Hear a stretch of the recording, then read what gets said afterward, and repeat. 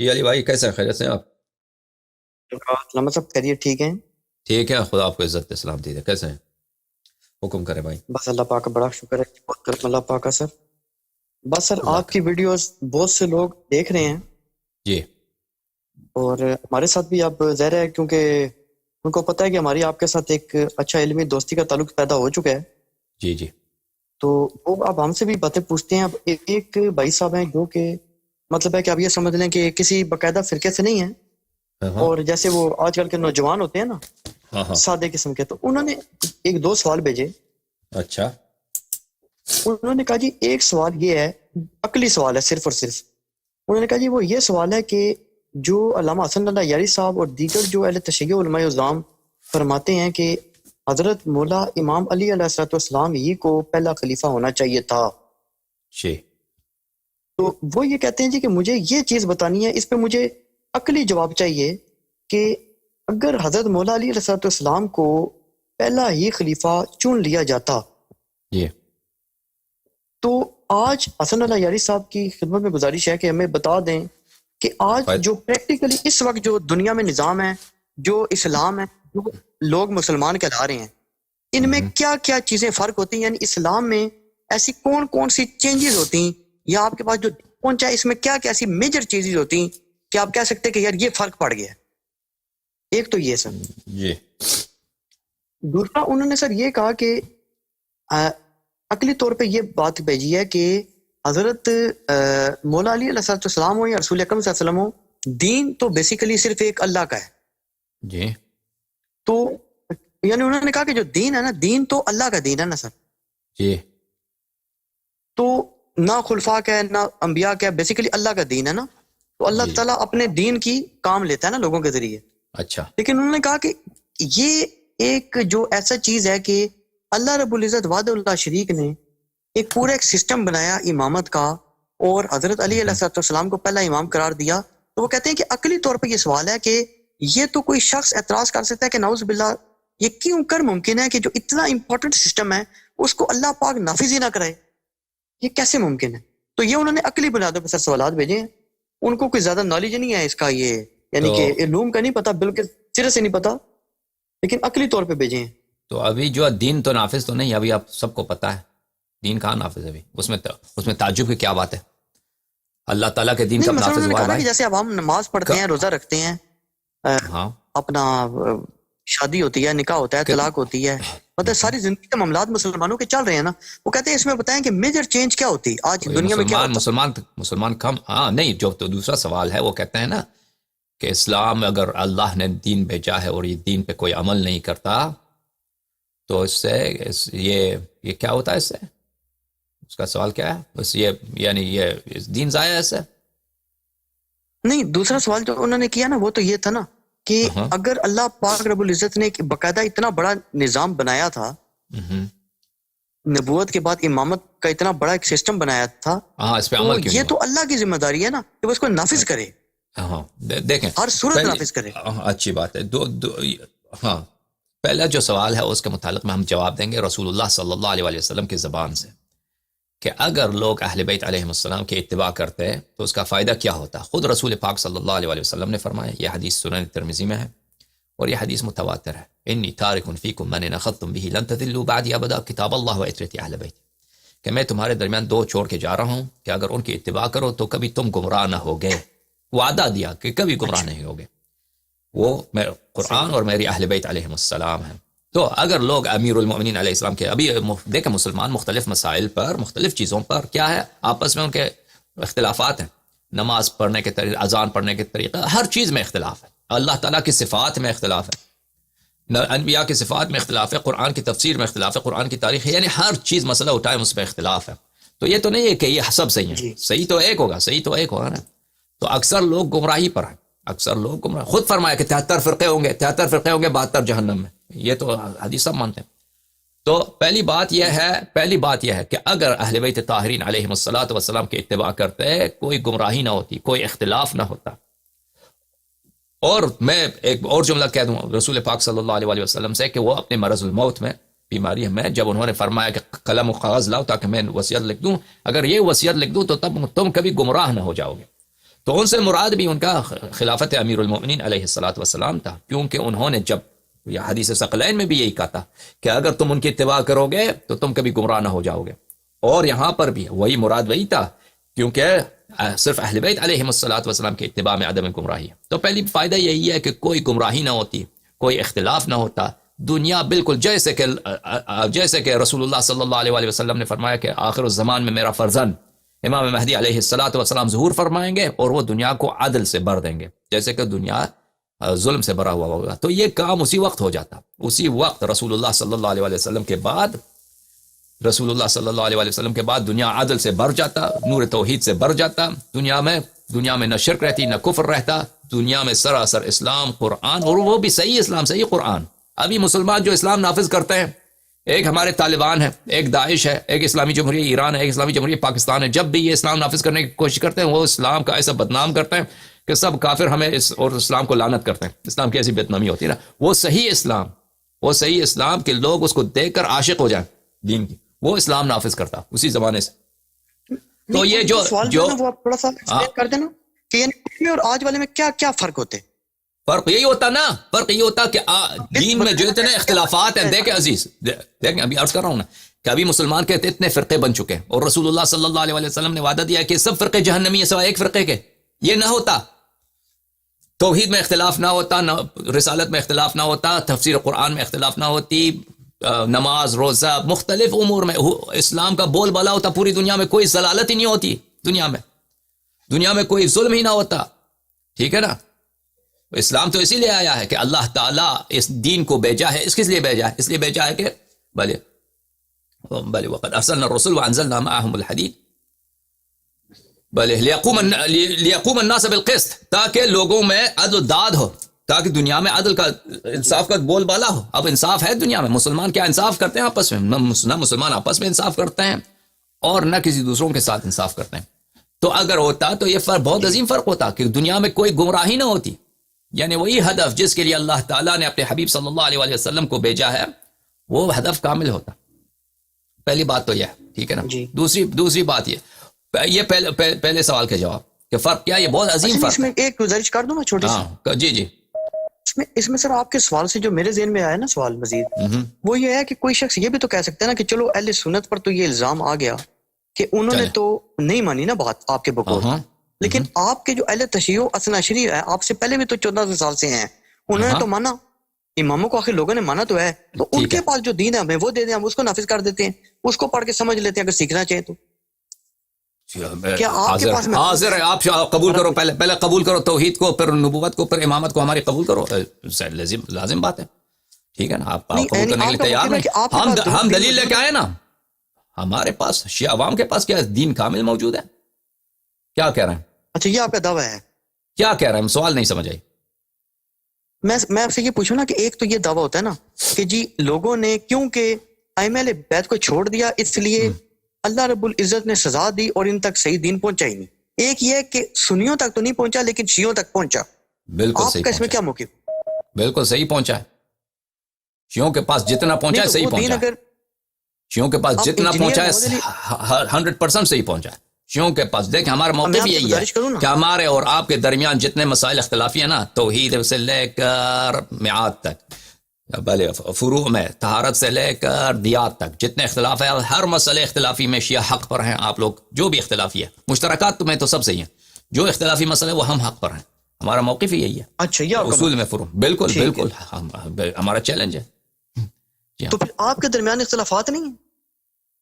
ہمارے مذہب میں اختلاف نہیں ہے، اگر اختلاف ہے تو عوام میں ہے، اختلاف ہے تو عوام میں، تو علماء میں ہے، گمراہی نہیں۔ آپ میں پہلے تو یہ نا کہ مختلف اہل تشیع کے بھی تو مختلف فرقے ہیں نا، اور پھر آپ کے اپنے علماء کے اندر بھی تو اختلافات ہیں نا۔ دیکھیں ہمارے نزدیک جو ایک امام کو انکار کرے، جیسے اس نے 1,24,000 انبیاء کو انکار کیا نا، اگر آپ یہ سمجھتے ہیں کہ ہم شیعہ، وہ بوہرا جو شیعہ ہیں یا اسماعیلیہ شیعہ ہیں یا زیدیہ شیعہ ہیں، ان کا حکم ہمارے پاس وہی جو آپ لوگوں کا حکم ہے۔ ہمارے نزدیک ان میں اور آپ میں کوئی فرق ہے ہی نہیں، اسماعیلیہ میں یا بوہرے میں یا وہابی میں ہمارے نزدیک اتنا فرق نہیں ہے۔ یہ البتہ دشمنی میں فرق ہے، وہابی زیادہ دشمنی کرتے ہیں، یہ کم دشمنی کرتے ہیں، لیکن زیدیہ بھی بالکل گمراہ ہیں، بلا شک و شبہ گمراہ، بلا شک و بلا شبہ گمراہ۔ نہیں لیکن اگر وہ کہیں کہ آپ گمراہ ہیں پھر آپ کے پاس کیا جواب ہے؟ اور دلیل وہ تو حجت سے پتہ چلے گا نا، نصوص سے پتہ چلے گا. وہ تو ہر ایک ادعا کرے گا کہ ہم حق پر ہیں. وہ شخص جس کے پاس نصوص ہیں، جس کے پاس دلائل ہیں کتاب و سنت سے، وہ حق پہ ہوگا. ٹھیک ہے، اچھا بالکل بات یہی ہے. اچھا، دوسرا پہلا سوال ان کا جواب یہی ہے کہ دنیا میں کوئی اختلاف نہ ہوتا اگر ائمہ طاہرین علیہم الصلوۃ والسلام کی بات مانتے، اگر امیر المؤمنین علیہ السلام کی بات مانتے، جیسے رسول اللہ صلی اللہ علیہ وسلم نے کا وعدہ ہے. اور یہ حدیث ہمارے درمیان، آپ کے درمیان مشترک ہے. میں اپنا جواب نہیں دے رہا، میں رسول پاک صلی اللہ علیہ وسلم کی زبان سے جواب دے رہا ہوں کہ انہوں نے خود فرمایا کہ میں تمہارے درمیان مر رہا ہوں، میں مرنے والا ہوں، تمہارے درمیان چھوڑ کے جا رہا ہوں، اگر اس کی اتباع کرو تبھی کبھی گمراہ نہ ہوگے. وہ جھوٹ تو نہیں بولتے نا، وہ کبھی گمراہی نہ ہوتی، گمراہی نہ ہوتی اگر ان کی وصیت پہ عمل ہوتا. عمل نہیں ہوا، گمراہی آ گئی. مسلمان ہر لحاظ سے گمراہ ہیں. ٹھیک ہے، یہ ایک. دوسری بات، انہوں نے سوال کیا ہے کہ اگر اللہ تعالیٰ نے یہ وعدہ، امامت ان کا حکم ہے، تو وہ نافذ بھی کرتے، وہ نافذ کریں گے نا آخر الزمان میں. ہمارا بھی یہ موقف ہے کہ ہاں نافذ ہوگا. یہ اللہ تعالیٰ کا نور جو ہے یہ خاموش نہیں ہوگا. یہ اللہ تعالیٰ کا وعدہ ہے. دوسرا نبی نہیں آنے والا، دوسرا دین نہیں آنے والا. نبی ہمارا نبی آخری نبی ہے اللہ کا، اور دین بھی یہی ہے. کوئی دوسرا قرآن بھی نہیں آئے گا، کچھ بھی نہیں آئے گا. یہی شریعت، یہی دین جو رسول اللہ صلی اللہ علیہ وسلم لے کے آئے ہیں، امام مہدی علیہ الصلوۃ والسلام کے ہاتھ دنیا پہ نافذ ہوگا. اگر وہ یہ کہتے ہیں کہ اسی زمانے میں نافذ کرتے ہیں، دیکھو عزیز، دنیا میں کئی ایسا نہیں ہے کہ اللہ تعالیٰ اپنا دین زبردستی لوگوں پہ نافذ کریں. کبھی ایسا نہیں ہوا ہے. ہمیشہ لوگوں کو اختیار دیا ہے. انا ہدیناہم اما شاکرا انا ہدینا السبیل اما شاکرا و اما کفورا، کہ اللہ تعالیٰ آپ کو ہدایت، راستہ واضح کر دیا ہے کہ یہ حق ہے یا باطل ہے. اب لوگ کس کا انتخاب کرتے ہیں؟ یہ اللہ تعالیٰ نے دنیا دار امتحان اسی لیے ہے کہ ہم سب کو چوائس ہے. ہم سب کو چوائس ہے، زبردستی نہیں ہے. اللہ تعالیٰ اپنے نبی صلی اللہ علیہ وسلم کو بھیجا تھا، بہت سارے لوگوں نے قبول نہیں کیا، ان کے ساتھ لڑے بھی تھے، ان کے آخر تک لڑتے رہے ان کے ساتھ. تو اللہ تعالیٰ نے ایسا نہیں کیا کہ مثلا ایسا کام کرے کہ غیب کے ذریعے سے رسول اللہ صلی اللہ علیہ وسلم کو نصرت ہو جائے. رسول اللہ صلی اللہ علیہ وسلم کو اسی ظاہری اسباب پر خود اور رات کے تاریکی میں اپنے آبائی شہر سے وہ گئے، ایک غار میں چھپ گئے، غار سے پھر وہ مدینہ آ گئے، پھر وہاں پہ رہتے تھے، پھر بہت سارے قبائل کو ایسا ایسا مسلمان بنایا، پھر جنگیں ہوئیں، وہ سب ظاہری اسباب کے ساتھ. ملائکہ نے مدد کی، ملائکہ نے بہت مدد کی، لیکن سب ہر مقام پہ ظاہری اسباب کا بھی وجود تھا. اگر ظاہری اسباب میں کوئی ساتھ نہ دیتا رسول پاک صلی اللہ علیہ وسلم کو، وہ تو شہید ہو جاتے. اگر ظاہری اسباب نہ ہوتے، یا جیسے پرانے انبیاء تھے، بہت سارے انبیاء تھے کہ بنی اسرائیل ان کو قتل کیا. حضرت لوط علیہ السلام تھے، اتنے سال انہوں نے تبلیغ کیا، کسی نے بات ہی نہیں مانی، سوائے ان کے دو بیٹی مسلمان ہوئے تھے، ان کے زوجہ بھی وہ بدبخت تھی. تو یہ اللہ تعالیٰ نے جو دین بھیجا ہے، اس لیے بھیجا ہے کہ لوگ اپنی اختیار سے، یہ اکراہ سے نہیں کہ اگر اللہ تعالیٰ اگر ہمیں اجبار کرنا تھا تو پھر امتحان ہی نہ ہوتا نا بھائی. اگر اللہ تعالیٰ سب کو نمازی بنانا تھا، اللہ تعالیٰ سب کو وہ کوئی گناہ کر ہی نہیں سکتا. اگر ہم چاہے گناہ کر بھی لے، گناہ نہ کر سکیں، تو پھر تو یہ دنیا، اس میں متقی اور گنہگار کا فرق ہی نہیں ہوتا نا. یہ دنیا اسی لیے امتحان لیا جاتا ہے کہ یہاں پہ ہمیں اور آپ کو اختیار ہے. ابھی آپ چاہے نماز پڑھیں، چاہے شراب پئیں، چاہے کوئی قرآن پڑھیں، چاہے کوئی وہ بری فلم دیکھیں، دونوں کا اختیار ہے آپ کے پاس. چوائس ہے نا، چوائس ہے. یہ اللہ تعالیٰ زبردستی تو نہیں کرتا کہ بھئی آپ ایسا کام کریں کہ آپ وہ فلم نہ دے سکیں، بری فلم جو وہ کیسٹ کی طرح خود بخود آپ قرآن پڑھتے رہیں. وہ تو کبھی نہیں ہوا. یہ اختیار ہی دیا ہے بھائی. انبیاء علیہ السلام کو بھی بھیجا ہے، تو اس کے ساتھ لوگوں کو حکم دیا کہ ان کی نصرت کرو. اگر ان کی نصرت کرو گے تو تمہیں ثواب ملے گا. یہ کس لیے کیا؟ وہ اللہ کر سکتا تھا. اللہ کر سکتا تھا کہ نبی کو ایسے معجزات دیتے کہ کوئی بھی ان کی مخالفت کرے وہ فوراً وہ پتھر میں تبدیل ہو گیا، کوئی مخالفت کی جرأت ہی نہ ہو. لیکن اللہ نے ایسا نہیں کیا. اللہ تعالیٰ نے مہلت دیا کہ اگر کوئی مخالفت کرنا چاہے، مخالفت کر سکتا ہے. ابھی میں ملحد بننا چاہوں، خدا نخواستہ آپ ملحد ہو سکتا ہے، فوراً عذاب نہیں آئے گا. ہو سکتا ہے فوراً عذاب آ جائے، لیکن یہ کوئی ضروری نہیں ہے. بہت سارے لوگ ملحد ہوتے ہیں، نہ عذاب آتا ہے نہ کچھ آتا ہے. بہت سارے لوگ قرآن کو جلاتے ہیں بھائی، مسجدوں کو جلاتے ہیں، وہ نہ عذاب آتا ہے نہ کچھ آتا ہے. یہ اس کا مطلب یہ نہیں کہ اللہ کا دین باطل ہے. اللہ تعالیٰ نے یہ دنیا بنایا اسی لیے ہے کہ ہم اور آپ اپنے اختیار سے، اپنے چوائس سے، اپنی فکر سے صحیح راستہ اختیار کریں، اور پھر اگر اس میں مشکلات ہوں تو صبر کریں. یہ بھی نہیں ہے کہ اگر مشکلات نہیں آئیں گے، مشکلات بھی آئیں گے، وہ شاید قتل بھی ہو جائیں، بہت سارے ہاں بالکل. یہ اللہ تعالیٰ نے ایسا نہیں ہے کہ وہ بس معجزے کے ساتھ سب کچھ معجزے سے حل کر دے، اسلام نافذ ہو جائے، اسلام کا بول بالا ہو جائے. یہ تو نہیں ہے، یہ کبھی نہیں ہوا ہے. جی جناب. ٹھیک ہے. اچھا علامہ صاحب، اس میں ایک گزارش اور کرتا ہوں، آپ کی بار سے بات نکلی نا سر، ایک واقعہ ہوا تھا، انجینئر محمد علی مرزا جیلوی صاحب جو ہے نا، انہوں نے بھی یہ بات کی، اور غالباً شاید میں غلط نہ کہہ رہا ہوں، کاشف علی ملک بھائی جو ہے نا، انہوں نے بھی شاید اس قسم کی کوئی بات کی ہے. تو انجینئر صاحب کی بات کا تو خیر وہ بہت زیادہ نا اس پہ پاکستان لیول پہ نا اہل تشیع جو ہمارے بھائی ہیں، دوست ہیں، جو انجینئر صاحب کو بہت فالو کرتے ہیں، وہ بہت ناراض ہوئے، بڑا غصہ کیا، اس میں انجینئر صاحب کے رد پہ ویڈیوز بھی بنائی. وہ اس طرح سے ہوا کہ انجینئر صاحب نے نا ایک کلپ میں یہ بات کی کہ اس کا لب لباب میں آپ کو سمجھا رہا ہوں، ایگزیکٹ الفاظ انجینئر صاحب کے نہیں بتا رہا. اس کا لب لباب یہ تھا نا کہ جو 11 شخصیات ہیں نا، حضرت مولا امام علی علیہ السلام سے لے کے حضرت سیدنا امام حسن عسکری علیہ السلام تک، ان کا تو وجود کا تو کوئی بدبخت سے بدبخت ترین شخص بھی منکر نہیں ہے. اچھا. اور اہل سنت جو ہیں وہ سارے ان کی امامت کے قائل ہیں، یعنی کہ وہ کہتے ہیں یہ علم کے سمندر ہیں، یہ اپنا تقوی کے سمندر ہیں، یہ جناب اس کے دلیری کے پہاڑ ہیں، یہ جناب بلکہ جو روحانی ٹائپ لوگ ہیں وہ تو یہاں تک بھی کہتے ہیں کہ یہ تصوف کے امام ہیں، یہ جناب اس کے امام ہیں، روحانیت کے امام ہیں. محسوس من اللہ والی بات پہ اختلاف کرتے ہیں، لیکن وہ شخصیات کے منکر نہیں ہے نا، کہ دنیا میں آئے نہیں. تو وہ یہ کہتے ہیں جی کہ جو 12ویں شخصیت ہے نا حضرت سیدنا امام محمد المہدی علیہ السلام، ان کے متعلق بھی اہل سنت یہ عقیدہ رکھتے ہیں کہ وہ تو آئیں گے اور ان کی امامت جو ہے وہ ہم مانتے ہیں. لیکن یہ حضرات یہ کہتے ہیں جی کہ ان کے وجود پر اختلاف کی وجہ یہ ہے کہ اگر ان کی شخصیت ایسی ہی ہوتی جیسی 11 ائمہ کی ہے تو اختلاف اہل سنت کو کیا دماغ خراب تھا اہل سنت کے اختلاف کرتے. اور دوسری دلیل جو انجینئر صاحب نے دی نا، انہوں نے یہ دی، انہوں نے کہا جی کہ ہوا یہ ہے مسئلہ کہ حضرت سیدنا امام محمد المہدی علیہ السلام جو ہے نا، ان کا میں رابطہ کرنا چاہتا ہوں. انجینئر صاحب نے کلپ میں یہ بات کی نا، انہوں نے یہ کہا جی کہ اگر میں یہ کہتا ہوں کہ جی مجھے کیا ضرورت پڑی ہے، میرا دماغ خراب ہے کہ میں سنیوں کی، دیوبندیوں کی، بریلویوں کی، وہابیوں کی اور شیعوں کی جناب خام خواہ میں جو ہے وہ ان کی منتیں ترلے کرتا ہوں، ان سے دین پوچھتا ہوں، اگر امام موجود ہیں تو مجھے کیا، میرا دماغ خراب ہے، میں پاگل ہوں کہ میں ان کے پاس نہ جاؤں حضرت امام علیہ السلام سے، جن کا اللہ سے رابطہ، ان سے کیوں نہ میں دین لوں؟ تو مجھے آپ ان کا کوئی رابطہ نمبر دیں. انہوں نے پھر یہ بات کی، انہوں نے کہا جی آپ کو تو شاہ جی پتا ہوگا نا، کلپ میں انہوں نے مجھے کہا، میں نے کہا جی مجھے کیا پتا ہونا ہے؟ تو انہوں نے کہا جی وہ کس جگہ پر ہے؟ تو میں نے بتایا، میں نے کہا جی سرداب ایک جگہ ہے. تو اس پر پھر جو ہے نا وہ اہل تشیع بھائی بڑے ناراض ہوئے، انہوں نے ہمارے رد پہ ویڈیوز بھی بنائی. انہوں نے کہا جی ہمارا ایسا کوئی عقیدہ نہیں ہے کہ امام مہدی علیہ السلام جو ہے وہ غار میں ہیں، بلکہ ہمیں کوئی پتہ نہیں وہ کہاں پر ہیں. تو انجینئر صاحب نے پھر دوبارہ کلپ میں یہ کہا، انہوں نے کہا جی میرا ایسے کوئی مقصد نہیں تھا، نعوذ باللہ، میں تو یہ کہہ رہا ہوں کہ مطلب ہے میں یہ عقلی بات کر رہا ہوں کہ اگر امام موجود ہیں تو یہ کون وہ بدبخت اور بیوقوف شخص ہے کہ جو مولویوں کے پیچھے خوار ہو جائے، شیعہ سنی کے پیچھے، کیوں نہیں امام سے؟ سمجھ گیا. آپ نے ابھی، میں آپ کو جواب دیتا ہوں اس سے پہلے کہ میں بھول جاؤں بھائی. ہم نے پچھلے دیکھیں، آپ نے پچھلی دفعہ کال کیا تھا، آپ نے مولوی کاشف صاحب کا ذکر فرمایا، کہا کہ آپ نے ذکر کیا کہ وہ ایران بھی گئے ہیں، ایرانیوں سے بھی انہوں نے مناظرے کیے ہیں، شیعہ علماء سے مناظرے کیے ہیں، جیت بھی گئے ہیں، آپ نے ذکر فرمایا. نہیں جیتنے کا تو خیر انہوں نے نہیں کہا کہ میں جیتا ہوں. اچھا، بہرحال وہ لیکن جو بھی مطلب وہ کہتے ہیں میں ان سے بڑی صحبت اختیار کی ہے. اچھی بات ہے، وہ مولوی اسحاق صاحب کے شاگرد بھی رہے ہیں، آپ یہ سب آپ باتیں آپ نے کی. ہم نے اسی وقت آپ کو بہت ہی پیار سے، محبت سے ان کو دعوت دی کہ ان سے گفتگو کرنے کا اگر وہ چاہیں تو ہم حاضر ہیں. وہ شرط بھی خود رکھتے ہیں، وقت بھی خود رکھتے ہیں، موضوع بھی وہ خود انتخاب کریں، ہم جو بھی وہ کہتے ہیں ہمیں منظور. ہم نے یہی عرض کیا نا، تو آپ نے ان کو پیغام پہنچایا ہوگا، ان کا جواب کیا ہے ہمیں بتائیں. سر ان کا جواب جو ہے نا وہ تو خیر انہوں نے ریکارڈنگ میں بھی کرا دیا نا.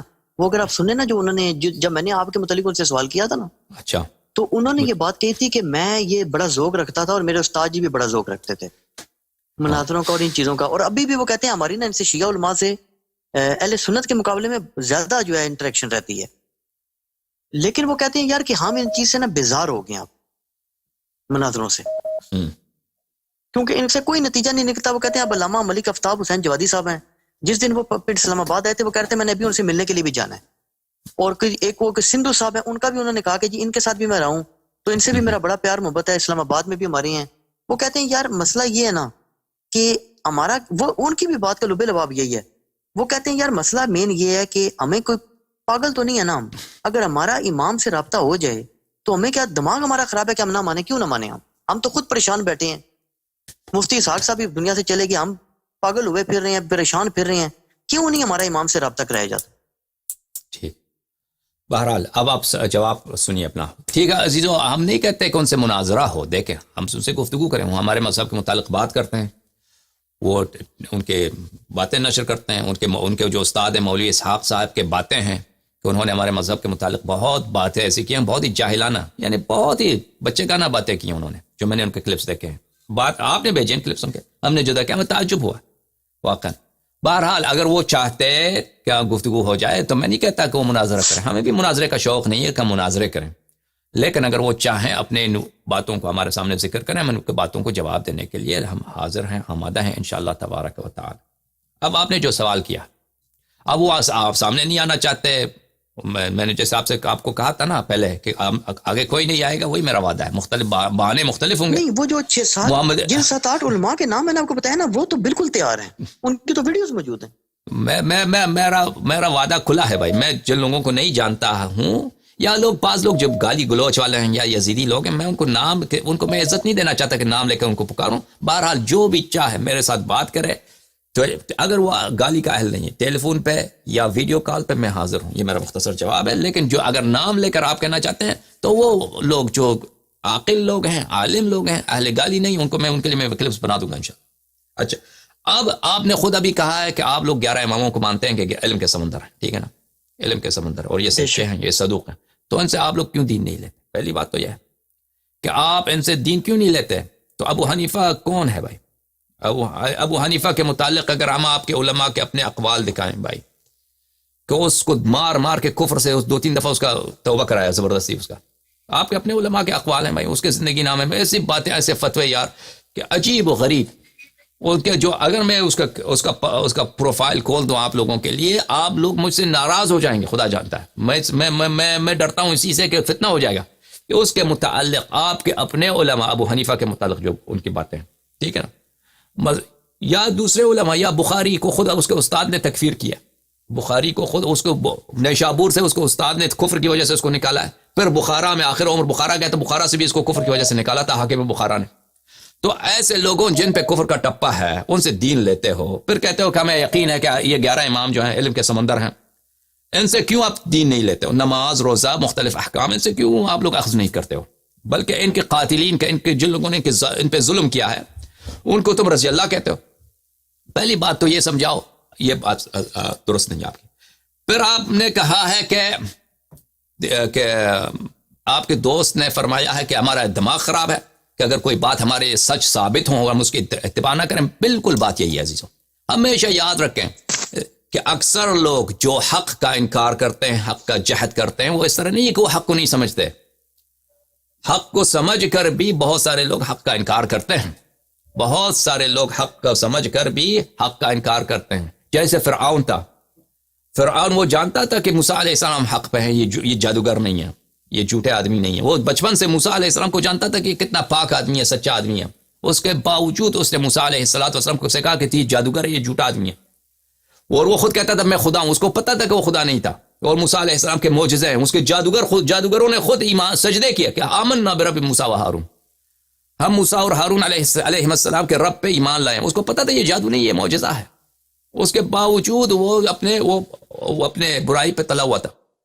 تو بہرحال یہ کوئی ضروری نہیں ہے کہ اگر آپ کو حق سمجھ آئے آپ حق کا انکار کریں. پہلی بات تو یہی ہے. آپ کے اور انجینئرز آپ کے جھوٹے ہونے میں کہ آپ ایک طرف سے کہتے ہیں 11 امام کو ہم مانتے ہیں، تو مانتے ہیں کون سی بات کو آپ نے قبول کیا؟ ان کی کون سی روایت آپ لوگوں نے قبول کی ہے؟ دین ان سے لیتے ہو؟ یا بخاری کا پروندہ میں کبھی کھولوں گا آپ کے لیے، بخاری کا جو فائل ہے میں آپ کھول دوں گا آپ کے لیے، یا ابو حنیفہ کا، یا ان لوگوں کا. پہلی بات. دوسری بات، اگر ان 11 اماموں کو مانتے ہو تو ان 11 اماموں کے احادیث بہت زیادہ ہیں. آپ کو پتا ہے علی الحسن صاحب، میں آپ کو بتاتا ہوں کہ امام زمانہ عجل اللہ تعالی فرجہ الشریف کی ولادت سے پہلے ان کی غیبت پر ہمارے محدثین نے اہل بیت علیہم الصلوۃ کی احادیث، ان کی غیبت پر کتابیں لکھی. ان کے ولادت سے پہلے اگر آپ ہمارے کتب میں جائیے تو بہت سارے کتابیں، کتاب الغیبہ، یہ 12ویں حجت کی غیبت ہوگی. ان سے ولادت سے پہلے، ان کے غیبت سے بہت عرصہ پہلے کتابیں لکھی گئی ان کے غیبت پر کہ یہ احادیث رسول اللہ صلی اللہ علیہ وسلم سے، ائمہ طاہرین علیہ السلام سے ہے کہ ان کی عمر بہت طولانی ہوگی، ان کی غیبت بہت طولانی ہوگی، ان کے غیبت میں لوگ پریشان ہو جائیں گے، ان کے غیبت میں شیعوں پہ بہت ظلم ہوگا. تو اگر یہ مانتے ہو 11 اماموں کو مانتے ہو تو انہوں نے خبر اجازت روایات ہیں یہ کس دو کتب میں؟ یہ روایات اہل بیت طاہرین علیہ السلام کی زبان سے یہ کتب اہل بیت علیہ امام زمانہ علیہ السلام کی ولادت سے پہلے لکھی گئی ہیں. اور ان سے پہلے ائمہ طاہرین علیہ السلام، رسول اللہ صلی اللہ علیہ وآلہ، امیر المؤمنین علیہ السلام، امام حسن، امام حسین. اختلاف کیوں ہے جی؟ اختلاف، میں آپ کو ایک آیت دکھاؤں قرآن مجید کے. ایک منٹ آپ سمجھتے ہیں کہ اختلاف کیوں؟ نہیں، جو اب یہ جو حضرت امام ان کے جو بھائی ہیں، حضرت امام علیہ السلام کے جو بیٹے ہیں، وہ یہ بھی دلیل دیتے ہیں، وہ کہتے ہیں انہوں نے وراثت بھی لی ہے نا ان سے کی. میں ان کو ابھی بھی آپ نہیں کو پتا بتاتا کہ ہوں. جو میرا کہ امام حسن علیہ ایک کا میں بیٹا ہے یا آیت نہیں آپ کو ہے نا؟ دکھاؤں. میں آیت دکھاتا ہوں ابو بھائی صاحب، میں آپ کو ایک آیت دکھاتا ہوں قرآن مجید کی کہ آپ کو بالکل تسلی ہو جائے کہ بات کیا. یہ آیت ہے قرآن مجید میں دکھاؤں، سورہ مبارک ہے یہ آل عمران. اچھی بات ہے، ایک منٹ میں قرآن کھول دوں آپ کے لیے. بھائی صاحب آپ سمجھتے ہیں کہ کوئی بھی اختلاف کرتا ہے اس لیے اختلاف کرتا ہے کہ اس کو پتہ نہیں ہوتا. یہ ملاحظہ فرمائے قرآن مجید. اعوذ باللہ من الشیطان الرجیم. یہ ملاحظہ فرمائے، شہید اللہ انه لا اله الا هو الملائکۃ واولو العلم قائما بالقسط لا الہ الا اللہ هو العزیز الحکیم ان الدین عند اللہ الاسلام. دین اللہ کے نزدیک صرف اسلام ہے. وما اختلف الذین اوتوا الکتاب، جو لوگ، جن لوگوں کو ہم نے کتاب دیا، جن لوگوں کو ہم نے کتاب دیا، قرآن، ان کو تورات دیا، زبور دیا وغیرہ، جو کتاب انجیل دیا، انہوں نے اختلاف نہیں کیا الا من بعد ما جاءهم العلم بغیا بینہم.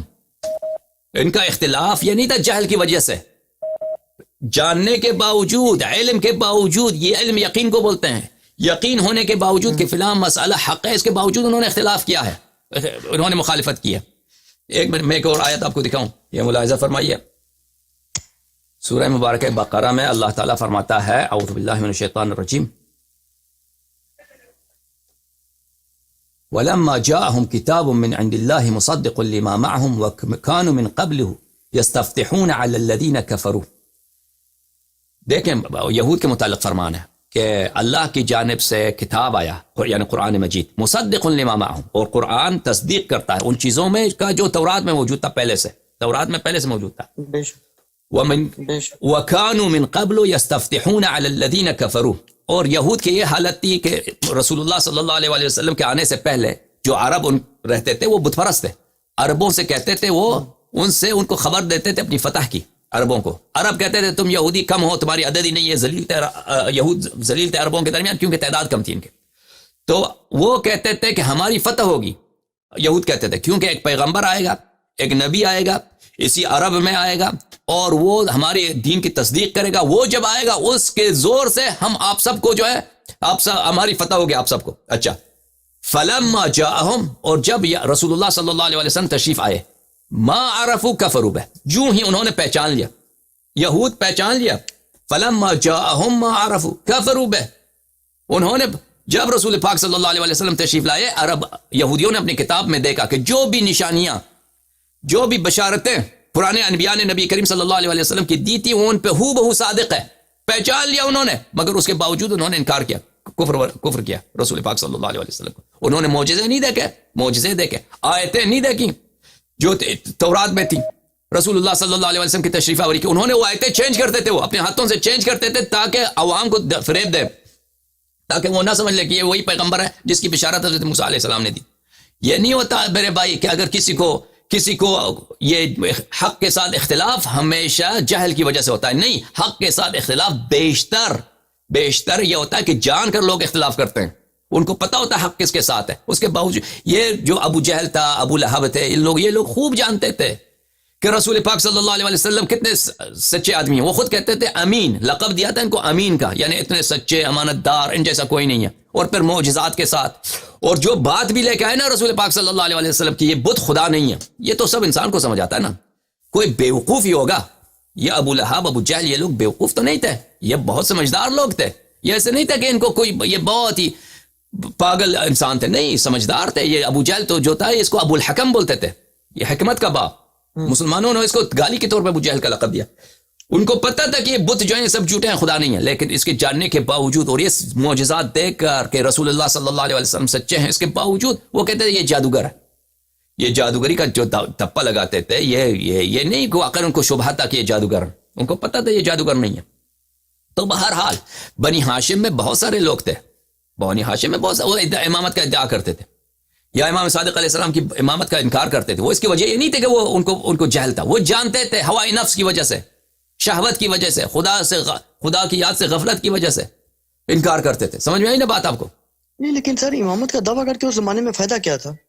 اس زمانے میں مصیبتیں ہی آئیں گی. نہیں مصیبتیں کہاں نہیں تھے. جن لوگوں نے امامت کے دعوے کیے تھے انہوں نے خلافت کے لیے لڑے بھی تھے. جن لوگوں نے امامت کا دعویٰ کیا تھا انہوں نے پیسے جمع کیے تھے، فوج جمع کیا تھا، لوگوں سے بیعتیں لی تھی. اس کی تاریخ بہت لمبی ہے. میں آپ کو کبھی دکھاؤں گا نا کہ بنی ہاشم میں سے، بنی فاطمہ میں سے، یعنی جو سید لوگ تھے، امام حسن علیہ السلام اکثر کے اولاد یا امام حسین علیہ السلام کے اولاد سے جن لوگوں نے امامت کے جھوٹے دعوے کیے تھے انہوں نے اکثر ان میں سے کم ہی لوگ رہے ہوں جنہوں نے فوج اکٹھے نہیں کیے اور لڑے نہیں. ہمیشہ وہ لڑتے تھے اور بہت سالوں تک ان کے مختلف ان کے افواج نکلتی. یہ سب خلافت کے چکر میں، کہ جو دیکھیں اب بنی امیہ تھا، ان کا خلافت ختم ہو کے بنی عباس کو ملی ہے. بنی عباس کو کیوں خلافت ملی ہے؟ کیونکہ انہوں نے سیاسی جدوجہد کی، انہوں نے محنت کی، ان کو خلافت ملی. حقدار تو ہم ہیں کیونکہ ہمارے جد جو ہے امیر المؤمنین علیہ السلام، خلافت تو ان کا حق تھا. تو اس لیے یہ لوگ فائدہ بڑا تھا ان کو، جن لوگوں نے امامت کا دعویٰ کیا تھا. یا مثلا امام حسن عسکری علیہ السلام کے جو بھائی ہیں جعفر، وہ ان کو تو مال دنیا ملنا تھا، جو وراثت میں جو حصہ ہے بھائی کا، کہتے بھائی کا کوئی بیٹا ہی نہیں ہے، سب مال میں لے لوں. وہ تو واضح ہے اس کا فائدہ کیا ہے. سمجھ میں آئی نا بات آپ کو؟ تو بہرحال سوال ہے نا سر. نہیں ابھی میں آپ کا پہلے سوال کا جواب دے دوں، پہلے سوال کا جواب دے دوں، اس کا جواب ختم نہیں ہوا. آپ نے کہا کہ امام زمانہ علیہ السلام کہاں. پہلی بات تو ہے آپ 11 اماموں کو مانتے ہیں. ان 11 اماموں کے بہت سارے فرامین ہیں، ان فرامین کو آپ ایک بھی نہیں مانتے. کہتے ہیں ہم ان کا احترام کرتے ہیں، یہ بڑے علم کے سمندر ہے، یہ اہل بیت علیہ السلام ہیں، یہ وہ. پر احترام کے باوجود ان کے دشمنوں سے لیتے ہو، ان سے کچھ نہیں لیتے، پہلی بات. اور دوسری بات، انہی 11 اماموں نے ہر ایک امام، آئیے میں آپ کو کتاب دکھاؤں، کمال الدین، کتاب الغیب للشیخ الطوسی، کتاب الغیب للنعمانی. ان کتابوں کو آپ پڑھیے کہ اس میں کتنے احادیث ہیں رسول اللہ صلی اللہ علیہ وسلم سے لے کر امام حسن عسکری علیہ السلام تک، کہ ہر امام نے فرمایا کہ 12ویں امام کی غیبت بہت طولانی ہوگی. ہر ایک نے خبر دی ہے. جب ایک بات کی خبر اس وقت دی ہے جب امام حسن عسکری بھی نہیں آئے دنیا میں، جب امام علی علیہ السلام، رسول اللہ صلی اللہ علیہ وسلم نے فرمایا بھائی، امام حسن، امام حسین، امام زین العابدین علیہ السلام. دوسرے آگے نا. کتاب کس دور میں چھپی ہے؟ کتاب تو ابھی چھپی ہے، لیکن کتاب لکھنے والے تو پرانے زمانے میں چھپتے کب تھے؟ پرانے زمانے میں کتاب لکھے جاتے تھے، چھپتے نہیں تھے نا. نہیں میں آپ سے پوچھنا چاہ رہا ہوں کہ امام علیہ السلام کے بارے میں جو روایات ہیں وہ کوئی ایسی سند بھی ہے کہ جو امام مہدی کے پیدائش سے پہلے کمپلیٹ ہو گئی ہو؟ بہت بھائی، ایک نہیں، متواتر. یہ آپ لوگوں نے شیعہ علماء سے واسطہ نہیں پڑھا، شیعہ کتب کو پڑھا نہیں ہے. بہت زیادہ روایات ہیں اس کے، بہت زیادہ. میں نے کتابوں کا نام لیا، کتاب کمال الدین، کتاب الغیب للنعمانی، کتاب الغیب للشیخ الطوسی. بالخصوص کتاب کمال الدین کو آپ پڑھیے، یا کتاب الغیب بحار الانوار کی کتاب الغیبہ ہے، ان میں ماشاء اللہ احادیث ہیں، بہت زیادہ احادیث ہیں. اور اس میں آپ دیکھیں گے وہ کتابیں جو امام زمانہ علیہ السلام کی ولادت سے پہلے اس موضوع پہ لکھی گئی تھی، اس میں کتابوں کے بہت زیادہ ساری کتابیں ہیں. اچھی بات ہے.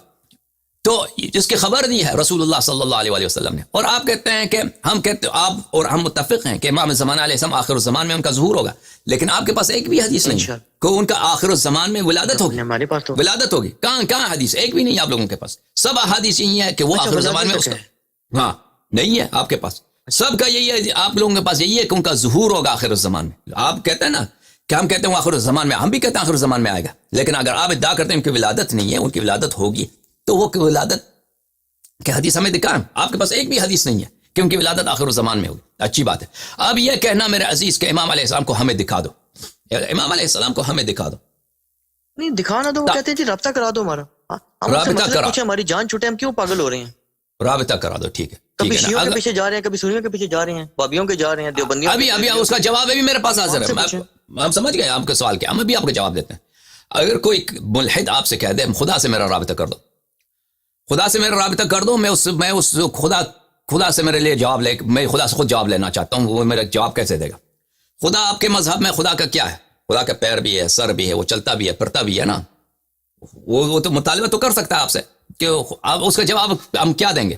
اس کا جواب ہم یہی دیں گے کہ اللہ تعالیٰ نے جو قرآن میں فرمایا، جو رسول صلی اللہ علیہ وسلم کی زبان میں آیا ہے، یہی اللہ تعالیٰ کے جواب ہے. اس کے بعد اگر تم دعا کرو، تم اللہ تعالیٰ کے سامنے توسل کرو، استغاثہ کرو، تم اللہ تعالیٰ کے سامنے تضرع کرو تو اس کا جواب تمہیں ضرور آئے گا اللہ تعالیٰ کے سامنے سے. اب امام زمانہ علیہ الصلوۃ والسلام کے متعلق اگر یہ جواب آپ نہ مانیں، آپ کہتے ہیں ہمیں جواب یہ پسند نہیں ہے، ٹھیک ہے ہم دوسرا جواب آپ کو دیتے ہیں. دوسرا جواب یہ دیتے ہیں کہ دیکھیں رسول پاک صلی اللہ علیہ وآلہ وسلم جب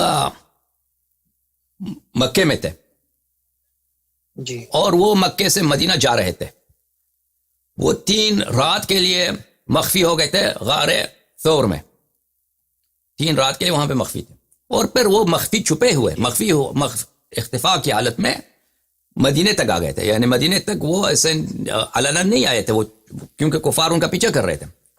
اگر اس وقت کوئی کہتا کہ مجھے اس نبی سے رابطہ کرنا ہے، مجھے اس نبی سے رابطہ کرنا ہے، تمہارا نبی کہاں ہے، میں اس کے ہاتھ میں اسلام لانا چاہتا ہوں، تو مسلمان اس کو کیا جواب دیتے؟ آپ مجھے بتاؤ.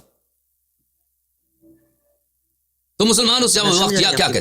ہاں جی نہیں، یعنی کہ اگر رابطہ کرنا چاہتے تو رابطہ کرتا نا. وہ کیسے رابطہ کرتا جب رسول کا پتہ ہی نہیں ہے؟ رسول کہاں؟ رسول تو چھپے ہوئے ہیں نا، غار میں چھپے ہوئے ہیں. وہ بعد میں پتہ چلا غار میں چھپے ہوئے ہیں، اس وقت جب غار میں تھے تو کسی کو نہیں معلوم، بعض کم افراد کو معلوم ہے وہ غار میں چھپے ہوئے ہیں، باقی سب مسلمانوں کو تو نہیں معلوم. اب اگر کوئی کافر آتا کہ میں مسلمان بننا چاہتا ہوں یا مجھے سوال ہے، میں صرف انہی سے میں نے پوچھنا ہے، آپ لوگوں پہ اعتبار نہیں ہے، تو مسلمان صحابہ اس کو کیا جواب دیتے ہیں؟ مجھے کیا جواب دیتے ہیں اس کو؟ مجھے بتاؤ. یہ کہتے ہیں کہ تھوڑا انتظار کر لو. تو ہم اب آپ کو یہی کہتے ہیں نا، یہی کہتے ہیں. اگر کوئی کافر میں اس وقت آتا میرے پاس، میں مکے میں تھا، فرض کر میں مکے میں ہوتا، میں مسلمان تھا وہاں پہ گناہ کار، تیرا نبی کہاں ہے؟ اگر مجھے پتہ بھی ہوتا وہ غار میں نہیں کہتا وہ غار میں، مجھے پتہ بھی تھا نا، میں کیونکہ رسول کی جان بچانا میرے لیے ضروری ہے صلی اللہ علیہ وآلہ وسلم، تو میں اس کو تو نہیں بتاتا کیونکہ اس پہ اعتبار ہی نہیں ہے.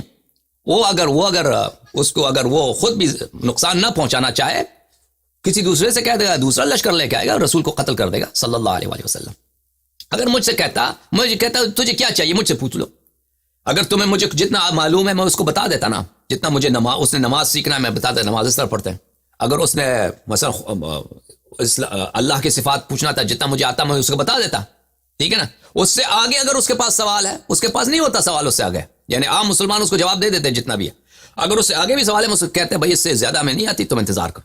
ہم یہی کہتے ہیں کہ ایک بات کی خبر اللہ نے دی ہے کہ میرے حجت آخر الزمان میں وہ غیبت میں ہوگا، جیسے رسول اللہ صلی اللہ علیہ وسلم غیبت میں تھے.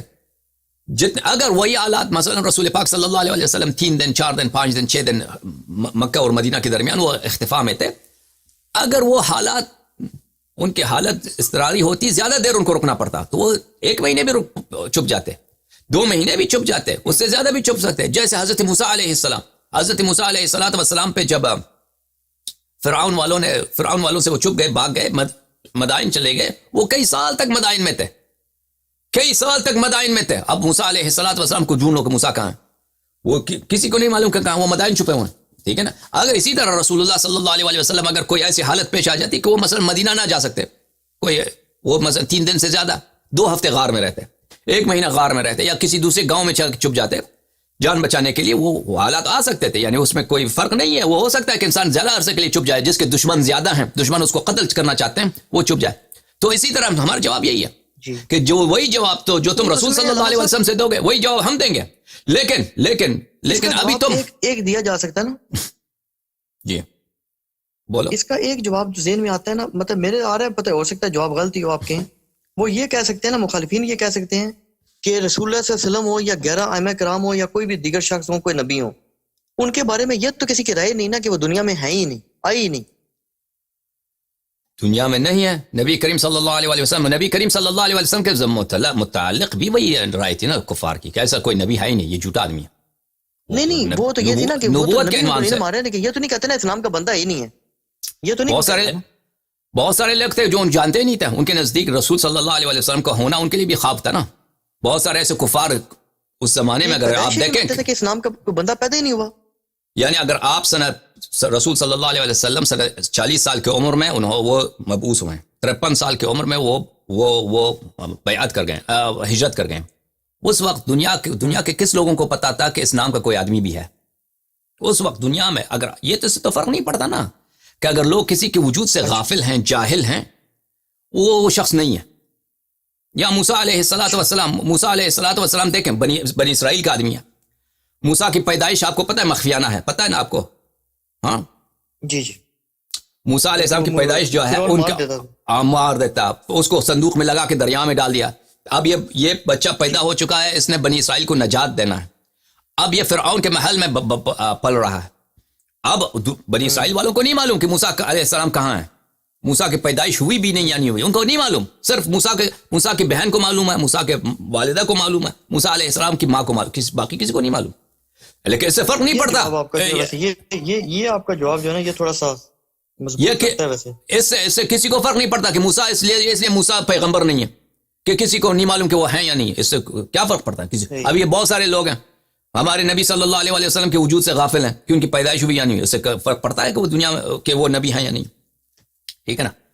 تو جب تو اگر کوئی شخص کہتا ہے کہ میں امام علیہ الصلوۃ والسلام سے واسطہ کرنا چاہتا ہوں, تو اس کا جواب یہی ہے ہمارے پاس کہ امام علیہ الصلوۃ والسلام کا پتہ ہمیں نہیں معلوم, ایڈریس نہیں معلوم. اگر وہ سرداب میں نہیں رہتا ہے بھائی کہ یہ آپ کی کتب میں بھر دیا ہے نا, انجینئر نے کہا کہ میں کچھ نہیں سمجھتا لیکن آپ کی کتب میں بری پڑی, یہ جھوٹی بات. ابن تیمیہ وہ بہت ساری کتابوں میں کہ شیعوں کا اعتقاد ہے کہ وہ سرداب میں رہتے ہیں. ہم نہیں کہتے وہ سرداب میں رہتے ہیں. وہ ایک دفعہ معجزہ ہوا تھا, ایک دفعہ کی بات ہے کہ فوج آ گئے تھے, متوکل کی مستعصم کی فوج آ گئی تھی ان کو پکڑنے کے لیے. تو وہ سرداب میں عبادت میں مشغول تھے. وہ سرداب میں ایک حوض تھا.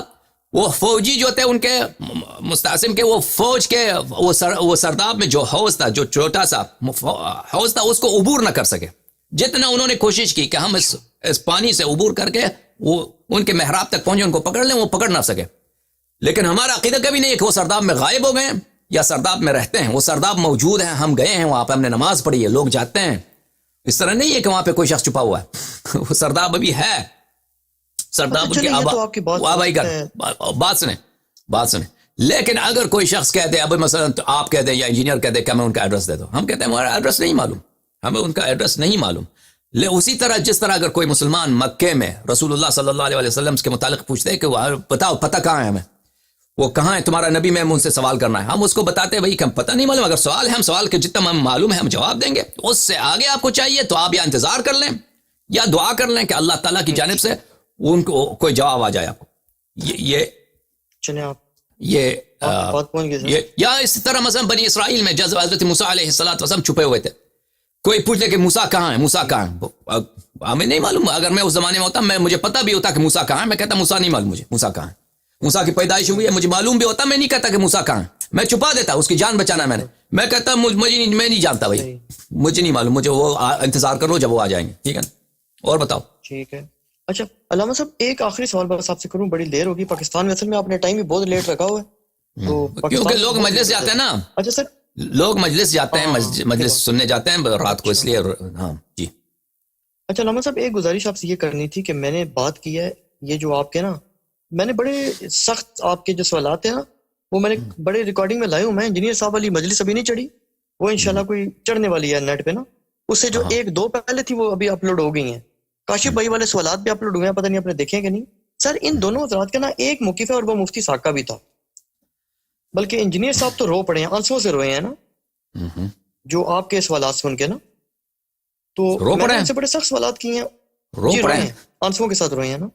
کس بات پہ روئے ہیں؟ تو وہ نہیں, اس بات پہ روئے ہیں نا کہ پہلے تو آپ کے سوالات کے انہوں نے جوابات دینے کی کوشش کی ہے نا, لیکن بعد میں وہ روئے اس بات پر ہیں کہ انہوں نے کہا یار مجھے بہت افسوس ہے, اور پھر آنسو ان کے نکل آئے ہیں, رو پڑے ہیں, آواز ان کی ہچکی باندھ گئی ہے. وہ کہتے ہیں یار ان لوگوں کو میں کیا کہوں کہ یہ کیسے ظلم کرتے ہیں.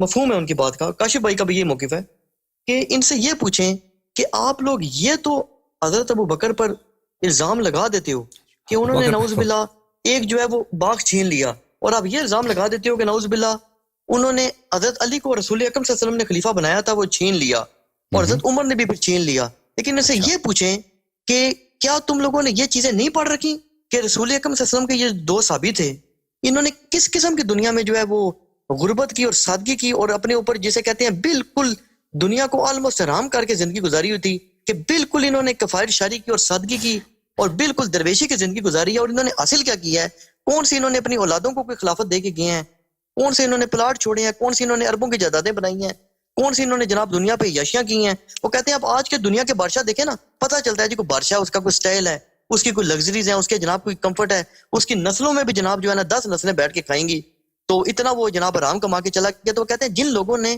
اپنی اولاد کے لیے کچھ نہیں چھوڑا, اپنی جانیں بھی دی ہیں, تو حاصل کیا کیا؟ ان سے یہ پہلی پوچھیں بات کہ چلو پہلی تمہاری بات تو ساری یہ باتیں جھوٹ ہے. اگر مانے, پھر ان کے آنسو نکلے, پھر وہ زاروں قطار روئے, پھر ان کی ہچکی بھی باندھ گئی کہ یار اتنا بڑا ظلم یہ ڈاتے ہیں. تو رویا ہے رسول اللہ صلی اللہ عمر, علیہ وسلم کے دیکھیں عمر ابو بکر کے لیے رویا نا اس نے, ہم نے سمجھا کہ وہ کسی حق بات کے لیے رویا عمر ابو بکر.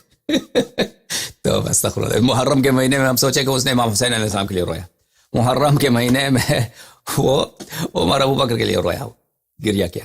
دیکھیں نہیں, وہ اسی لیے روئے نا. پہلی بات تو یہ ہے, پہلی بات تو یہ ہے کہ کوشش کرتے ہیں عمر, یہ نہیں بتاتے کہ انہوں نے فائدہ کیا اٹھایا. پہلی بات تو یہ ہے, وہ کہتے ہیں یہ تو ان سے اتنی محبت کرتے تھے, کوئی حادثہ بھی نہیں تھا, پھر انہوں نے والے بھی دیے, وہ آپ دیکھیں گے. جب دیکھیں ابھی ان کو کیا معلوم, تو اس بات پہ ان کو ظلم کرتے ہیں. دیکھیں انہوں نے آپ ظاہر کرنا چاہتے ہیں. بھائی صاحب پہلی بات تو یہ ہے کہ ہم نے آپ کی خدمت میں بہت, ابھی آپ مجھے بات کرنے دیں, آپ سنیں گے اچھی طرح سے. یہ کہ رسول اللہ, یہ بات کہ رسول اللہ صلی اللہ علیہ وسلم نے اپنے بعد خلیفہ اور وسیع تعیین کیا, اس میں شک ہی نہیں ہے. یہ آپ کے کتب سے ہم ثابت کر چکے ہیں. اور یہ کہ انہوں نے تعیین نہ کیا ہو, جیسے میں نے آپ کو بار بار کہہ دی, یہ ایک ایسی بیوقوفانہ بات ہے کہ یہ کسی کافر کو بھی بتائے نا. وہ جیسے چرواہے والی میں جو عمر نے خود کہا ہے کہ ایک چرواہا بھی اپنے بکریوں کے ساتھ نہیں کرتا, اپنے گدوں کے ساتھ نہیں کرتا کہ وہ کہیں چلا جائے دوسرا چرواہا تعین نہ کرے. تو یہ تو بات ہے ہی نہیں کہ رسول اللہ صلی اللہ علیہ وسلم گئے, نہ اللہ نے نہ رسول نے کسی کو خلیفہ نہیں بنایا. یہ خلیفہ بنایا ہے, یہ خلیفہ امیر المؤمنین علیہ السلام کو بنایا ہے, یہ اہل بیت علیہ السلام کو بنایا, اس میں شک ہی نہیں ہے, اس میں شک ہی نہیں. تو اس میں تعجب کرنا, رونا اس بات کو محو نہیں کر سکتا کہ یہ کیسے ہو سکتا ہے. یہ ہو چکا ہے, یہ ہو چکا ہے. اب خلیفہ بننے کے بعد پہلی بات تو یہ ہے کہ انہوں نے کہ یہ جو ہیں رسول پاک صلی اللہ علیہ وسلم کی صحابی تھے. تو آپ مجھے بتائیں کہ انہوں نے رسول پاک صلی اللہ علیہ وسلم کے واقعاً اگر صحابی تھے تو انہوں نے رسول پاک صلی اللہ علیہ وسلم کے حیات میں کون سی بڑی خدمت کی ان کے لیے. مشکل یہ ہے کہ مرزا صاحب اور آپ لوگوں کے کان بھر گئے ہیں جھوٹی احادیث جو جماعت عمریہ کی, جماعت مخالفین کیا. اب جب میں کھولوں گا ان کا پروندہ, ان کا پروفائل, تو پھر ایک فقرے کا آپ جواب نہیں دے سکیں گے. جیسے میں نے کل وہ, اگر آپ نے تقریر میری سنی ہوگی کیونکہ آپ نے فون بھی کیا تھا, وہ جو عزل کیا تھا اس کو برات سے, تبلیغ سورہ برات سے, اس طرح کے واقعات بہت زیادہ ہیں کہ رسول اللہ صلی اللہ علیہ وسلم نے کیسے ان کی بے عزتی کیا, اور کیسے آپ کے کتب سے ثابت کریں گے انشاءاللہ تبارک. یہ میرا وعدہ ہے آپ سے علی الحسن بھائی کہ اللہ تعالیٰ نے رسول آپ صحیح کفر کی آیات ابو بکر اور عمر کے متعلق بخاری میں موجود ہیں. یہ میں دوبارہ کہتا ہوں کہ عزیز و خوب کانے کھول کے سن. بخاری میں تو وہ انجینئر صاحب کہتے ہیں اگر میں ثابت کر دوں, اگر میں ثابت نہ کروں تو میرے منہ پہ 1000 دفعہ تھوکو. اگر آپ لوگوں کو اپنی کتب کا نہیں معلوم, فضیلتوں کے چیپٹر بنے ہیں. وہ فضیلتوں کے چیپٹر بھی ہیں, یہ بھی. تو کون سا صحیح ہوگا جب اسی بخاری میں ایسے آیات جو شرک اور خلود فی النار کے ہیں, اور اس میں شان نزول ابو بکر عمر کیا, اس میں کوئی اختلاف ہی نہیں ہے, تو کیسے ہو سکتا ہے وہ فضیلت بھی ہونا؟ تو پھر یہ فضیلت بناوٹی ہوگی نا, تو فضائل جھوٹی ہے نا. وہ جو متفق علیہ ہے وہ آپ شیعہ مانیں گے نہیں, اس کو روایات کم تھی. اب بخاری نے کیوں نقل کیا؟ یہ روایت اس لیے نقل کیا ہے کہ آپ کے حافظ لوگ پڑھتے ہیں ان روایات کو, ان کو معنی اس تفقہ نہیں کرتے, اس کو سمجھ نہیں آتی. اور روایات کم تھی بخاری کے زمانے میں, روایات کم تھی, صحیح روایات بہت کم تھی اس کے زمانے میں. وہ جو اس کو ملا اس نے درج کر دیا مختلف موضوعات پر. مثلا وہ روایت کہتا ہے کتابت علم کی کتابت کی حدیث, علم کی کتابت کی حدیث, اس کو حدیث کوئی ملی نہیں, اس نے حدیث قرطاس اس میں ڈال دیا نا کہ حدیث کو لکھنے کا بھی جواز ہے, اگلی حدیث کو لکھا جا سکتا ہے. اب اس کے پاس کوئی حدیث ہی نہیں ہے, کوئی حدیث, اس کو کیا وہ ایک حدیث مل گئی کہ رسول اللہ صلی اللہ علیہ وسلم اپنے وفات کے آخر میں کہا کہ لے کے آؤ قلم و کاغذ لے کے آؤ تاکہ میں تمہارے لیے اسے وسیلہ لکھ دوں تاکہ تم گمراہ نہ ہو جاؤ. تو اس کے پاس کوئی حدیث نہیں تھی نا. احادیث کے کم ہونے کی وجہ سے اس کو لانا پڑا بہت ساری چیزوں کو. اچھا ہم شیعہ نہیں مانتے اس کو, اور بہت ساری چیزوں کو بخاری کو پتہ نہیں تھا کہ اس کا مفہوم کیا ہے احادیث کا. اچھا اچھی بات. تو پہلی یہ بات ہے. دوسری یہ بات کہ آپ کہتے ہیں کہ ابو بکر اور عمر نے کچھ جمع نہیں کیا. دیکھیں ابو بکر فائدہ اٹھائی کوئی نہیں. فائدہ کیوں نہیں اٹھایا؟ فائدہ بہت اٹھایا. پہلی بات تو یہ ہے جو خلافت, پہلی بات وہ کہتے ہیں بتائیں مالی طور پہ بتائیں کون سا بینک بیلنس ہے ان کا. بہت بڑا بیلنس اتنی وراثت چھوڑی ہے. ہاں بہت زیادہ, بہت عظیم.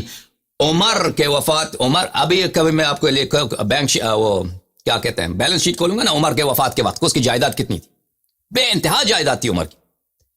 عمر کے وفات کے بعد اس کی بات کریں کہ جس پہ کل انسانیت کے خلاف آپ بات کریں، کیونکہ وہ تو نہیں میں جب کھولوں گا نا دیتے ہیں، ہاں میں آپ کو مانتے ہیں کہ جی درویشی کی زندگی گزاری. نہیں عمر کے پاس جائیداد بہت تھی مرتے وقت اس کے پاس جائیداد یہ تو بہت ہی آپ نے حیران کن بات بتا دی. ہاں وہ بتا دیں گے آپ کو نا. نہیں تو بتائیں نا پھر کدھر کہاں لکھا ہے یہ؟ ہاں وہی آپ کتاب یہ لوگ ہمارے بھی پڑھیں. ٹھیک ہے یہ آپ کا ہمارا وعدہ 3-4 دن صبر کریں، عاشورہ گزر جائے میں آپ کے لیے نکال دوں گا. ٹھیک ہے نا، میں تب دکھاؤں گا ایک کے بعد دیگر سب آسانی کے ساتھ. نہیں کوئی من گڑت کتابوں سے نکالیں گے یا کوئی نہیں آپ کے کتب سے نکالیں گے بھائی، آپ کے کتب سے نکالیں. آپ صبر کریں، اگر نہ ہوا تو پھر آپ کہہ دیں. آپ فون تو ہم کھولتے ہیں، آپ کہہ دیں کہ آپ کی بات غلط ہے. پہلی بات یہ ہے. دوسری بات یہ کوئی ضروری ہے. عثمان کا تو آپ کو پتہ ہے، عثمان قتل اسی لیے ہوا. عثمان کا تو آپ کو پتہ ہے عثمان قتل ہی اسی لیے ہوا کہ وہ مال جمع کرتا تھا. اس نے مال اتنے محلات بنائے تھے، قصور بنائے تھے، سب اس کے رشتہ دار امیر ہو چکے تھے بے حساب. عثمان کا قتل ہی اسی لیے ہوا. لیکن میں بات انہوں نے اپنی دولت سے دین کو فائدہ اتنا دیا، آپ سے جنت کی بشارت دی ہوئی ہے. وہ عرفان مشتی صاحب کا کلپ ہے، ان سے سوال ہوا نا کہ حضرت عثمان نے کون سی جنگ میں بہادری دکھائی ہے. وہ کہتے ہیں اگر میں یہ کہوں کہ حضرت عثمان نے کنواں دیا، کہیں جی کہ حضرت علی نے کوئی کنواں دیا تھا، تو یہ بات بڑی بیوقوفی کی ہے، کیونکہ حضرت عثمان کی پاس مال تھا، انہوں نے مال قربان کر دیا. اگر عرفان مشہدی میں دم ہے، کا مقابلہ کرتے ہی نہیں. عرفان مشہدی میں دم ہے، میرا کلپ موجود ہے، آپ نے دیکھا ہوگا. آپ نے دیکھا میں نے اس کو چیلنج دیا 5-6 سال پہلے عرفان مشہدی کو، خاص کر اس کے نام لے. ہاں دیکھا.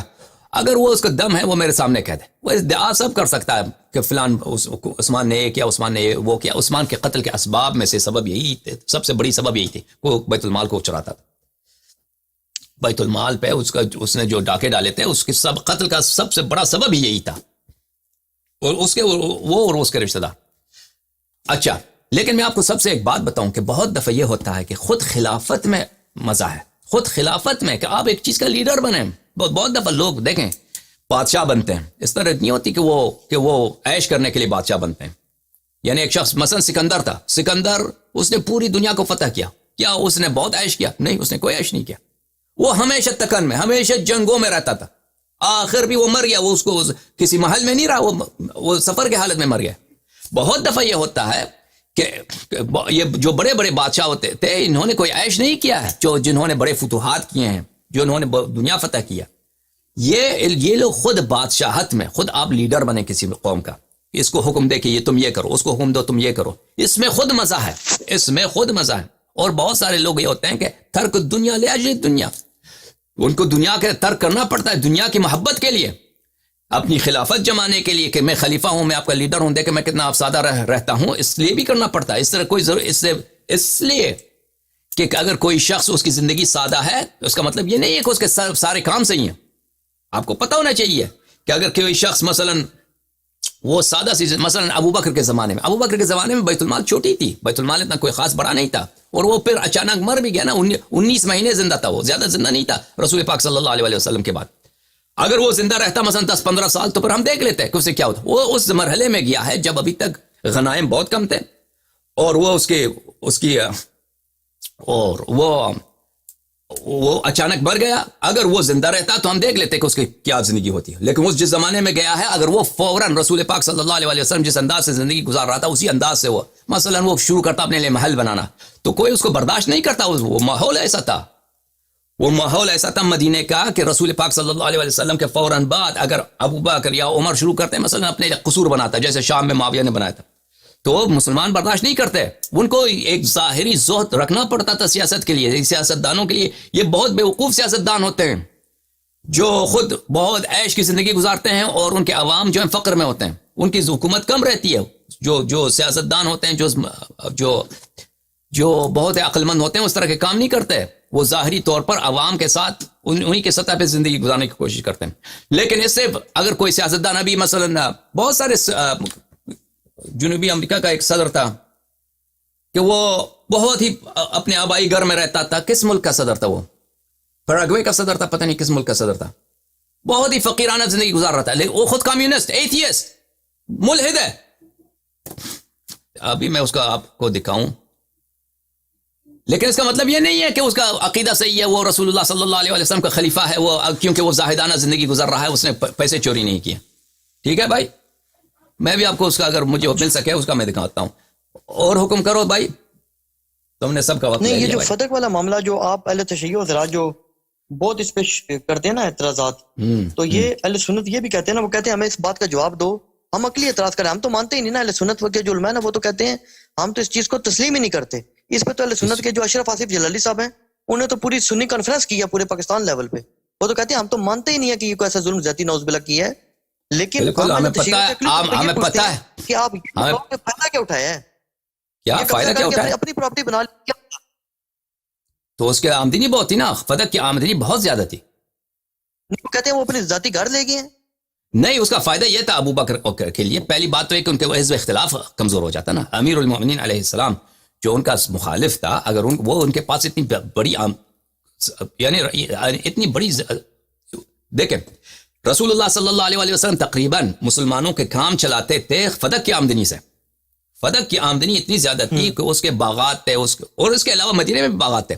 اس کی آمدنی سے وہ پورے مسلمانوں کے کام چلاتے تھے, یعنی فقراء کو ہیلپ کرنا ہے یا مثلا کوئی لشکر بنانا ہے مختلف مقامات پر, وہ بہت اس کی آمدنی زیادہ تھی.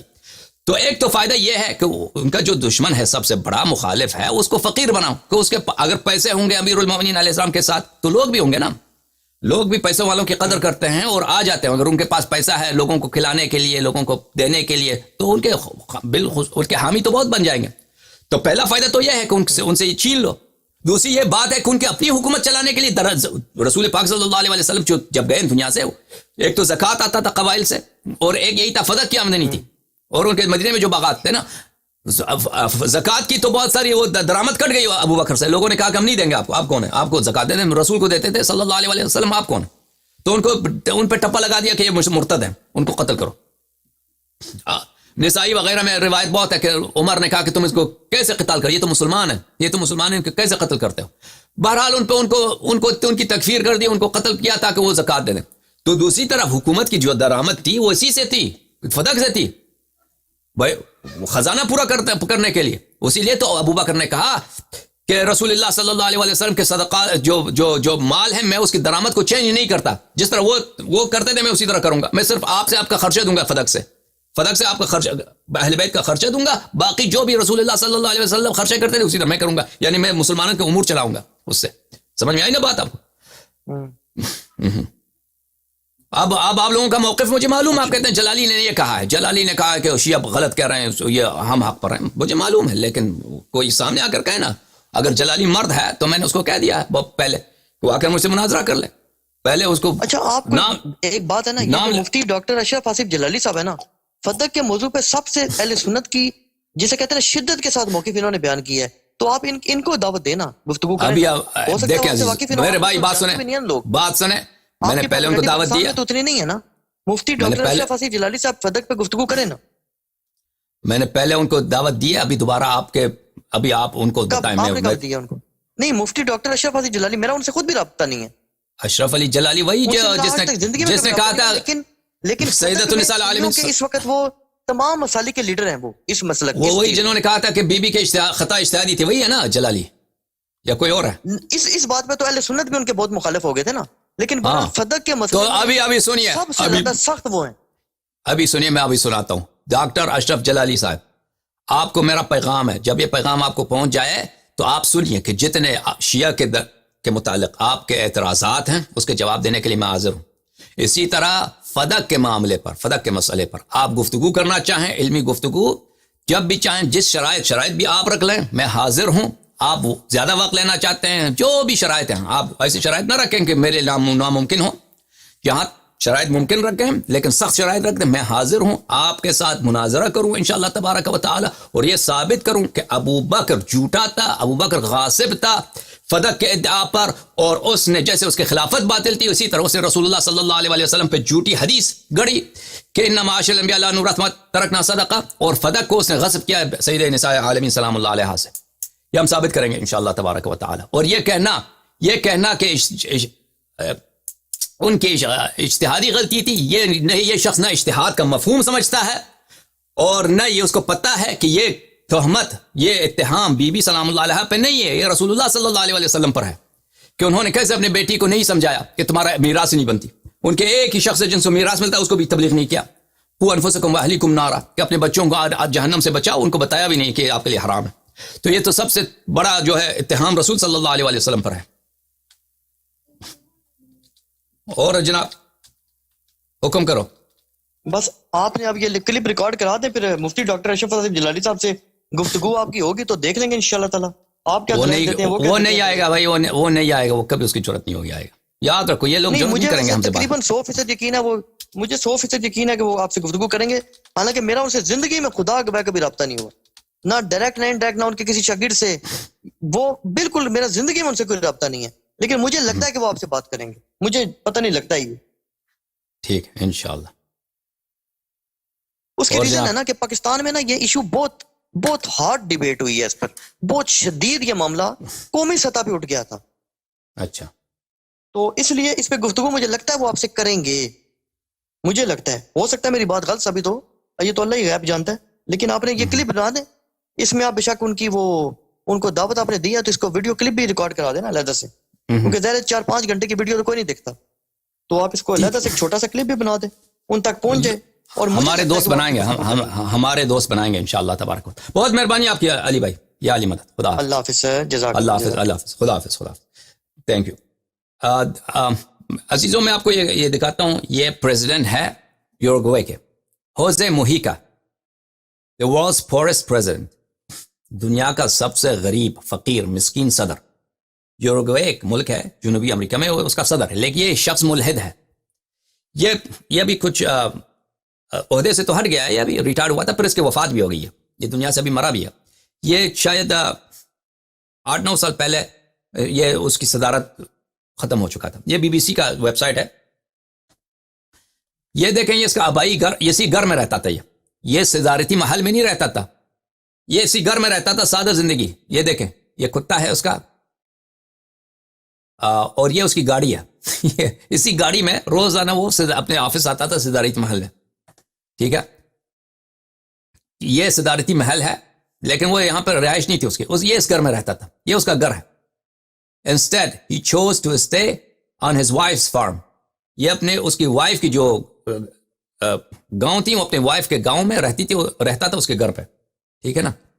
یہ ہوزے موہیکا کو دیکھ لیں. ہاں، یہ خلیفہ ہے، خلیفہ برحق ہے کیونکہ زائد آدمی تھا. یہ تابعی ایتھیسٹ، ملحد، کمیونسٹ، اور اس طرح سادہ زندگی اس نے گزاری ہے.